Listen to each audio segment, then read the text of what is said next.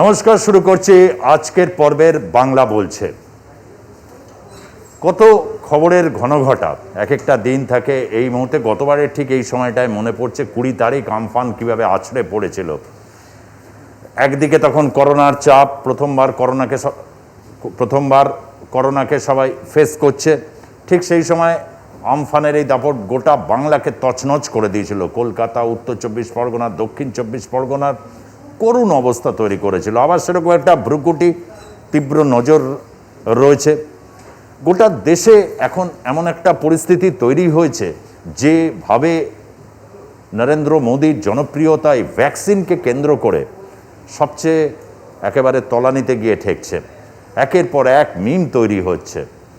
Vaccine যথাসম্ভব তৈরি না করে বা শুধুমাত্র দুটো সংস্থাকে এই ব্যাপারে দায়িত্ব দিয়ে কেন গোটা দেশের 135 কোটি মানুষের জন্য প্রথম প্রতিশ্রুতি বিহার নির্বাচনের সময় ভারতীয় জনতা পার্টি দিয়েছিল যে জিতে এলে ফ্রিতে ভ্যাকসিন। দেশবাসীর আশা চড়বে স্বাভাবিক, যদি এরকম পরিস্থিতি তৈরি হয় তাহলে তো আমরা ফ্রিতে পাবো। কিন্তু এখন ফ্রি তো কোথায়, পয়সা দিয়ে ভ্যাকসিন পাওয়া যাচ্ছে না। যারা প্রাইভেট হাসপাতালগুলোতে ভ্যাকসিনের ফার্স্ট ডোজ নিয়েছিলেন, হাসপাতাল বলছে আমাদের কাছে নেই, কী করে দেব। সেকেন্ড ডোজ পাওয়ার জন্যে নানা রকম চেষ্টা চলছে। ওয়েবসাইটে লগ ইন করছেন মানুষ, কিন্তু স্লট পাওয়া যাচ্ছে না। এক অদ্ভুত দেশ। এইখানে দাঁড়িয়ে তীব্রভাবে রাজনীতি তখনও চলছে, নির্বাচনে প্রচারের সে কি খরচ বাংলায়। এই সমস্ত কিছু কেন করা হলো? এতটুকু কি সত্যি ভাবা সম্ভব ছিল না যে এত বড় দেশে গোটা মানুষকে যদি দুটো, অর্থাৎ ফার্স্ট ডোজ এবং সেকেন্ড ডোজ, যেটাকে বুস্টার ডোজ বলা হয়, তার জন্য কত উৎপাদন করতে হবে, যখন ভ্যাকসিনটা এসেই গেছে এবং এটা স্বীকৃতি পেয়েছে। এরকম পরিস্থিতি নিয়ে আজ আমরা থাকবো যে সত্যি কবে গোটা দেশবাসীর জন্য ভ্যাকসিনেটেড করা সম্ভব, এই প্রশ্নটাকে নিয়ে আমরা কিন্তু এগোবো। ভ্যাকসিন চাই, গোটা দেশের মানুষের জন্য ভ্যাকসিন চাই। অতীতে কি হয়েছে না হয়েছে সেই প্রশ্ন নয়, কারা প্রথমে নেননি এইটাকে বলে কিন্তু পার পাওয়ার কোনো রকম সুযোগ অন্তত আমরা দেব না। এই বিষয়ে কেন দেশবাসীর স্বাস্থ্যের প্রশ্ন, গোটা জাতির কাছে প্রশ্ন, এই প্রশ্নে আমরা থাকব। প্রথমে একটু দেখে নেব আজকে দিন এই সময় দাঁড়িয়ে ঠিক করোনা পরিস্থিতি কোন জায়গায় রয়েছে। প্রথমে সেই প্রতিবেদনকে সঙ্গে নিচ্ছি।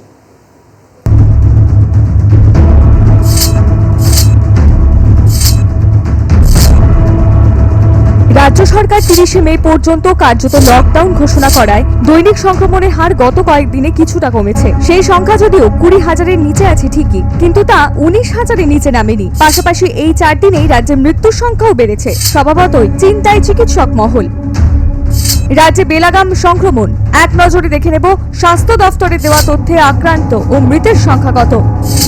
21শে মে রাজ্যে মোট আক্রান্ত 12,29,805, একদিনে আক্রান্ত 19,847, একদিনে মৃত 159, সুস্থতার হার 88.11%। রাজ্যে করোনা আক্রান্তের নিরিখে সবার আগে উত্তর 24 পরগনা, এরপরই রয়েছে কলকাতা। দুই জেলাতেই একদিনে আক্রান্তের সংখ্যা প্রায় 4,000 ছুঁই। এক নজরে দেখে নেব রাজ্য স্বাস্থ্য দফতরের তথ্য অনুসারে সংক্রমণের নিরিখে 1 থেকে 10 নম্বরে রয়েছে কোন কোন জেলা। 21শে মে উত্তর 24 পরগনায় একদিনে আক্রান্ত 4,240, কলকাতায় একদিনে আক্রান্ত 3,560, হুগলিতে আক্রান্ত 1,393, দক্ষিণ 24 পরগনায় আক্রান্ত 1,296, হাওড়ায় আক্রান্ত 1,246, নদিয়ায় আক্রান্ত 1,091, পূর্ব মেদিনীপুরে আক্রান্ত 972, পশ্চিম বর্ধমানে আক্রান্ত 730, পূর্ব বর্ধমানে আক্রান্ত 622, বীরভূমে আক্রান্ত 371। শনিবার সকাল থেকেই দুর্গাপুর বাজারে উপচে পড়ছে মানুষের ভিড়। বারবার সচেতন করা সত্ত্বেও মানুষের মধ্যে কোনো সচেতনতাই দেখা যায়নি। ফলে আস্ত বাজার সরিয়ে অন্যত্র নিয়ে যাওয়া ছাড়া আর কোনো উপায় দেখছেন না প্রশাসনিক কর্তারা। গত বছর লকডাউনের সময় এই অস্থায়ী বাজার নির্মাণ করা হয়েছিল। বার সচেতনতা করা সত্ত্বেও ভিড় বেড়াচিতি বাজার কিন্তু কমানো যাচ্ছে না। সেই মাছের বাজার, সবজি বাজার, ফলের আড়ত, এইগুলোতে চরম উপচে পড়া ভিড়, মানুষের মধ্যে সচেতনতার চরম অভাব, যার জন্য আমরা যৌথভাবে নগর নিগম এবং আমাদের মহকুমা শাসকের দপ্তর থেকে স্যারেরা এসেছেন, সবাই মিলে আমরা যৌথ অভিযান করলাম। মানুষকে আজকে কনসেন্ট করছি, সচেতন করছি এবং আমরা আজকে এখানে সবজি এবং মাছ এবং ফলের আড়তদারদের সাথে মানে মিটিং করছি, যাতে করে বাজারটাকে গত বছরের নাই আবার ওখানে মানে দেশবন্ধু নগরের মাঠে সরিয়ে এই বাজারটাকে হালকা করা যায়। যদি না করা যায় তাহলে কিন্তু আগামী দিনে করোনার পরিস্থিতি যে ভয়াবহ রূপ নিয়েছে সেটা আরও মারাত্মক হবে দুর্গাপুর। মানুষকে সচেতন করতে সরকারি উদ্যোগের কোনো অভাব নেই। এই পরিস্থিতিতে সচেতন হতে হবে সকলকে। তবে সেই শুভবুদ্ধির উদয় হবে কবে বা আদৌ হবে কিনা সেই প্রশ্ন কিন্তু থেকেই যাচ্ছে। দুর্গাপুর থেকে বিকাশ সেনের রিপোর্ট, i+ নিউজ। আমরা দেখলাম যে চিত্রটা রাজ্যে 20,000 থেকে একটু কম 19,000 সামথিং প্রত্যেক দিনই আক্রান্ত হচ্ছে, যদিও সুস্থতার হার 88%। কি বলবো আর, রাজ্যে ভ্যাকসিনের যে পরিস্থিতি রাজ্য সরকার কিনতে চাইছে এবং গোটা দেশ জুড়ে এখন একটা অশুভ পরিস্থিতি তৈরি হচ্ছে। সব রাজ্য সরকারকে চেষ্টা করতে হচ্ছে বাইরে থেকে কি করে ইম্পোর্ট করতে হবে, কেন্দ্রীয় সরকারের যেন কোনো ভূমিকা নেই। এরকম কি চলতে পারে না, চলা উচিত। তবে আজকেও রাজ্যে কোভিশিল্ড কিছু ঢুকেছে, কোভিশিল্ডে তবু যোগান অনেকটাই আসছে বিভিন্ন স্টেজে, কিন্তু কোভ্যাক্সিনের ক্ষেত্রে একটা ভারত বায়োটেকের যে কোভ্যাক্সিন, সেই কোভ্যাক্সিনের ক্ষেত্রে কিন্তু বড় ধীর লয়, ভীষণ মানে কোভ্যাক্সিন ভারত বায়োটেকের যে ভ্যাকসিন সেটা বড্ড চিরিক চিরিক করে দুধ দেওয়ার মতো। আমি বিশ্বজিৎ পাল রয়েছেন আমাদের সাংবাদিক। বিশ্বজিৎ, আজকে ঠিক কতটা কোভিশিল্ড রাজ্যে প্রবেশ করলো? দেখো, 1,77,610 কোভিশিল্ড কিন্তু ফের রাজ্যে আসলো, এবং যেটা পুনের সিরাম ইনস্টিটিউট থেকে সেই কোভিশিল্ড কিন্তু বাগবাজারে ইতিমধ্যেই পৌঁছে গিয়েছে। বিকেল 5টায় ইন্ডিগো বিমানে সেটা এসছে। এবং আমরা যেটা দেখেছি সুচিতা, যে দীর্ঘদিন ধরে কিন্তু মানুষজন এই যে ভ্যাকসিন নেওয়ার যে প্রবণতা, অর্থাৎ নেওয়ার যে প্রবণতা, সেটা বিভিন্ন স্বাস্থ্যকেন্দ্রে গেলেই সেটা দেখা যায়। এবং স্বাস্থ্যকেন্দ্রে মানুষজন প্রচুর ভিড় করেও কিন্তু প্রচুর মানুষকে ফিরে যেতে হয়েছিল। তারপরেই আমরা দেখলাম যে রাজ্যের মুখ্যমন্ত্রী যথেষ্ট তৎপর হয়েছিলেন এবং তিনি নিজেই চেয়েছিলেন যে কেন্দ্রীয় সরকার যাতে এই ভ্যাকসিনগুলো রাজ্যকে দেয়। কিন্তু রাজ্য সেভাবে ভ্যাকসিন না পেলেও কিন্তু পরে কিন্তু রাজ্য সরকার কিন্তু নিজেকে সেই ভ্যাকসিন কিনতে চায়, এবং কিনতে গেলেও সেক্ষেত্রেও কিন্তু যতটা ভ্যাকসিন প্রয়োজন রয়েছে সেই ভ্যাকসিন কিন্তু রাজ্য সরকার পাচ্ছে না। কিন্তু এই খেপে খেপে যে ভ্যাকসিন আসছে সেটাও কিন্তু সাধারণ মানুষের মধ্যে দেওয়ার যথেষ্ট চেষ্টা করছেন রাজ্য সরকার। এবং আগামীকাল এই যে ভ্যাকসিনগুলো আসলো, সেই ভ্যাকসিনগুলো কিন্তু আগামীকাল বিভিন্ন স্বাস্থ্য কেন্দ্রে সেগুলো পৌঁছে যাবে, এবং সাধারণ মানুষ যারা এই ভ্যাকসিনের ফার্স্ট ডোজ যারা নেওয়ার জন্য লাইন দিয়েছিল তারা কিন্তু আগামীকাল সেই ফার্স্ট ডোজ পাবে, এমনটাও কিন্তু স্বাস্থ্য দপ্তর সূত্রে জানা যাচ্ছে। সুজিতা, ধন্যবাদ বিশ্বজিৎ, ধন্যবাদ বিশ্বজিৎ পাল। আমরা দেখলাম আজকেও রাজ্যে প্রত্যেক সপ্তাহে প্রত্যেক ইয়েতেই ঢুকছে। রাজ্য সরকার কিছুটা কেন্দ্র থেকেও পাচ্ছে এবং নিজেদেরও অর্ডার করে কিনতে হচ্ছে, বিভিন্ন জায়গা থেকে এগুলো কিনতে। এবং সেই সব রাজ্য যদি এই প্রতিযোগিতায় নেমে যায়, তত উৎপাদন ক্ষমতা বা ক্যাপাসিটি কতটা তৈরি করা গেছে এখনো পর্যন্ত। উত্তরপ্রদেশে প্ল্যান্ট তৈরি হচ্ছে, গুজরাটে তৈরি হচ্ছে, রাজ্য সরকার জমি দিতে চেয়েছে, কিন্তু এখনো পর্যন্ত কেউ সেট তৈরি করে এখানে যে তৈরি হবে সেটা সম্পর্কে কি কোনো খবর রয়েছে? যাবো এবার প্যানেলে।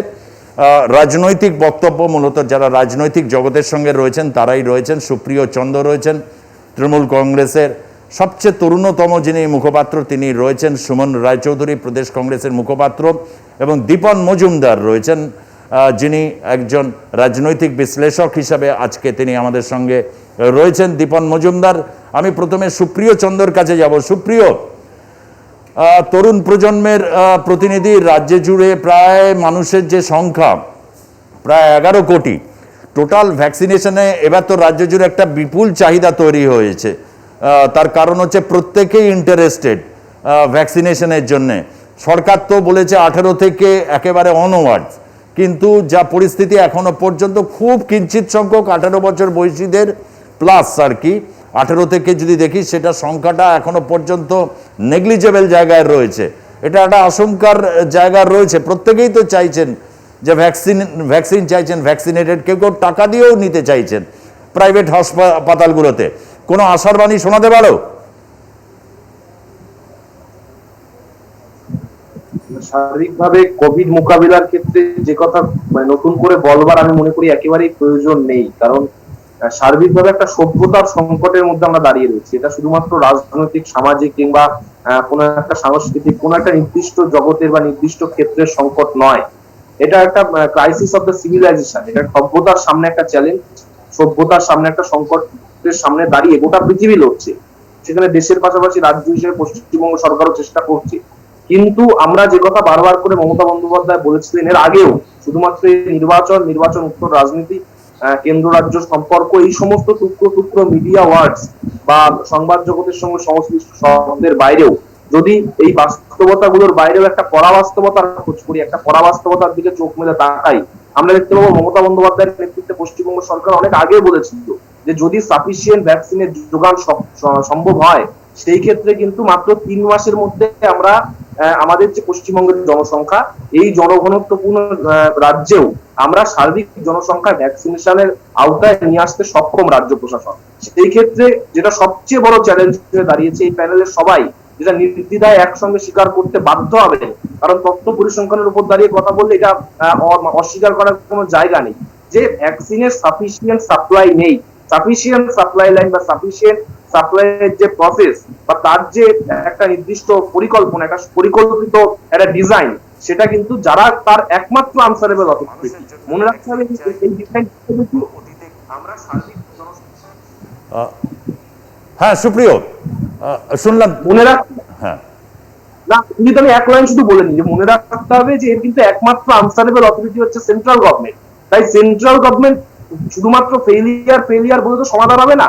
যেমন সমাধান হবে না একটা অন্ধকার ঘরে যদি আমি গিয়ে আলো আলো বলে চিৎকার করি, তাহলে আলো জ্বলবে না, সুইচ জ্বালাতে হবে তবেই আলো জ্বলবে। ফলে সেই জায়গা থেকে মুখ্যমন্ত্রী বারবার করে যখন সেই কথাগুলো তুলে ধরতে চাইছিলেন, বিভিন্ন যুক্তরাষ্ট্র কাঠামোয় রাজনৈতিক প্রতিহিংসা চরিতার্থ করতে, তাকে বলতে দেওয়া হচ্ছে না।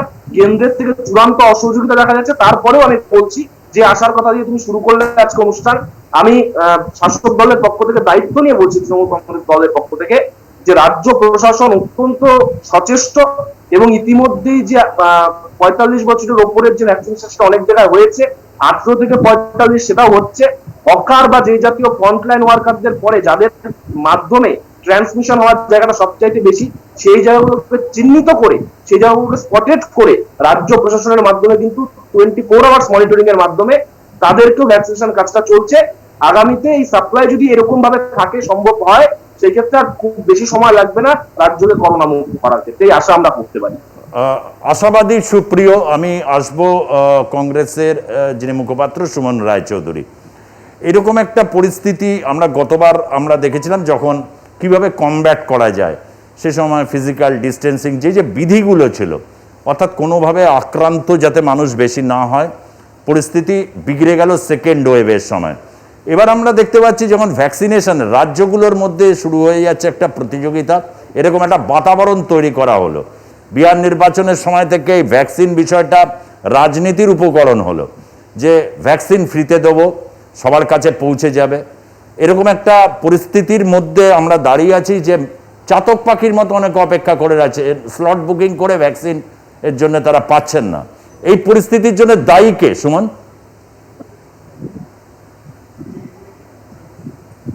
আনমিউট করো।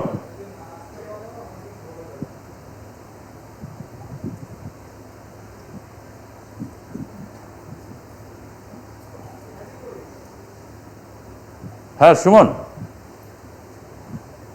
আনমিউট করো। হ্যালো, হ্যাঁ বলো। হ্যাঁ, বিষয়টা হচ্ছে আপনি যেটা খুব সুন্দরভাবে বললেন যে সেই বিহার নির্বাচনের সময় থেকে ফ্রিতে ভ্যাকসিন দেব বলে মানুষকে যে বার্তা কেন্দ্রের শাসক দল দিতে চাইলেন, এটা অত্যন্ত দুর্ভাগ্যজনক। আমরা প্রথম থেকেই বলেছিলাম, ভারতের জাতীয় কংগ্রেস এবং আমাদের সর্বভারতীয় নেতা সাংসদ রাহুল গান্ধী প্রথম ওয়েভের পর থেকে কেন্দ্রীয় সরকারকে, আপনার প্যানেলে অনেকবার এই বিষয়ে আমার আসার সুযোগ হয়েছে এবং আমরা আলোচনা করেছি, কিন্তু কেন্দ্রীয় সরকার সেই বিষয়ে মনোনিবেশ করেননি। কেন্দ্রীয় সরকারের সমস্যাটা হচ্ছে ওনারা টোটাল বিষয়টাই একটা রাজনীতির আঙ্গিকে দেখেন, এবং সেই জন্যই দেখা গেল আজকে আন্তর্জাতিক সমালোচনার মুখোমুখি হয়েছে নরেন্দ্র মোদী প্রশাসন। সেটা নেচার পত্রিকা হোক, ল্যান্ডসেট হোক, বা বিভিন্ন দেশের রাষ্ট্রপ্রধানরাও এই বিষয়ে সমালোচনা করেছেন। ভারতের মতন এত থিকলি পপুলেটেড একটা দেশের অনেক বেশি পরিবেশের সঙ্গে এবং আগামী আশঙ্কাকে মাথায় রেখে রেডি হয়ে থাকা উচিত ছিল। তাহলে আজকে সেকেন্ড ওয়েভে আমরা নমামি গঙ্গাতে মানে নমামি গঙ্গাতে দেখতাম না যে বডি ভেসে যাচ্ছে। এটা অত্যন্ত দুঃখজনক। আজকে স্বাধীনতার 70 বছর পর আমরা ডেভেলপিং কান্ট্রি হলেও আমরা 70 বছর ধরে প্রতিটি নাগরিক, কোনো একটি রাজনৈতিক দলের কথা আমি কিন্তু বলছি না, আমরা প্রতিটি নাগরিক চেষ্টা করেছি, কেন্দ্রে যারা যারা সরকারে ছিল, বিশেষ করে ভারতের জাতীয় কংগ্রেস, আমরা নাগরিকরা চেষ্টা করেছি সরকারের পাশে থেকে দেশকে উন্নতির দিকে এগিয়ে নিয়ে যাওয়া। কিন্তু 2014 পর দেখলাম সবটাই এসে গঙ্গা আরতি, থালি বাজানো, মোমবাতি জ্বালানোতে এসে আটকে গেল, এবং তার রেজাল্ট কি হলো? আজকে আমরা দেখছি সেকেন্ড ওয়েভে কেন্দ্রীয় সরকারের কোনো প্রিপারেশন নেই। আমার সহনাগরিকদের দেহ ভাসছে। এর চেয়ে দুঃখের কথা, এর চেয়ে মানে বেদনা আর কিছু হতে পারে না। আর কোনো কথা বললেই কংগ্রেস দলের পক্ষ থেকে, বা শুধু কংগ্রেস কেন বলবো, প্রতিটি ধর্মনিরপেক্ষ প্রগতিশীল দলের তরফ থেকেই কোনো সমালোচনার সম্মুখীন নরেন্দ্র মোদী যদি হন, তাহলেই তারা দেশদ্রোহী হয়ে যাচ্ছে। আমি একটা প্রশ্ন সুজিত দা আপনার মাধ্যমে মাননীয় প্রধানমন্ত্রীকে করতে চাই, যে প্রিপারেশন নেই কেন? এরকম একটা বিশাল দেশ যার এত ইনফ্রাস্ট্রাকচার রয়েছে, সত্যি তো 70 বছর ধরে আমরা ইনফ্রাস্ট্রাকচার তিলে তিলে তৈরি করেছি। যখন স্বাধীনতা আন্দোলন হয়েছিল এবং আমার দেশ স্বাধীন হয়েছিল, তখন এই ভারতবর্ষে একটা আলপিনো তৈরি হতো না। আজকে দেখুন ভারতবর্ষের অবস্থা, সেই ইনফ্রাস্ট্রাকচারকে কেন্দ্রীয় সরকারের এবং সরকারি ইনফ্রাস্ট্রাকচার গুলিকে ধূলিসাৎ করে দেওয়া ছাড়া ভারতীয় জনতা পার্টির কাছে আর কোনো এজেন্ডা নেই।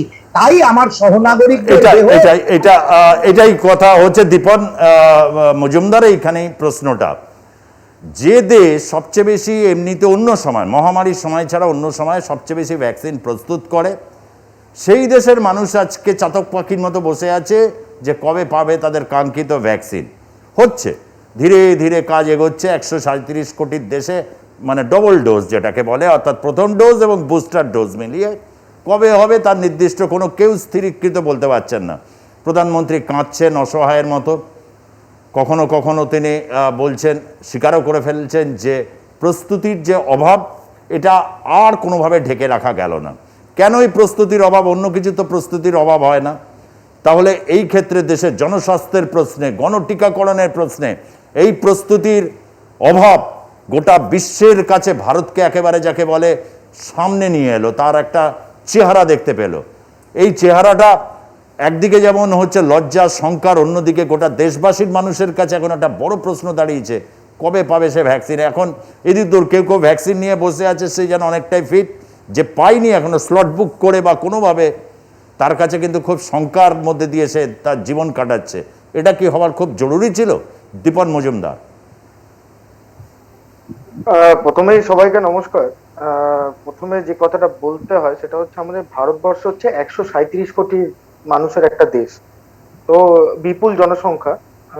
তো আপনি যদি এই আমাদের ভারতবর্ষের যে ইনফ্রাস্ট্রাকচার সেটা দেখেন, সেটা কিন্তু একদিনে ডেভেলপ করা যায় না, বা দুদিনে 2 বছরে ডেভেলপ করা যায় না। এটা it is a continuous process, তা আমাদের স্বাধীনতার পর থেকে করে আসতে হতো, বাট কোনো কারণে সেটা করা যায়নি, এবং তার ফলে আমরা দেখতে পাচ্ছি যে পোলিওর ভ্যাকসিন বিশ্বের 1955 সালে চলে এসেছিল, কিন্তু ভারতে সেটা আসতে 1978 সাল অব্দি লেগে গেছিল।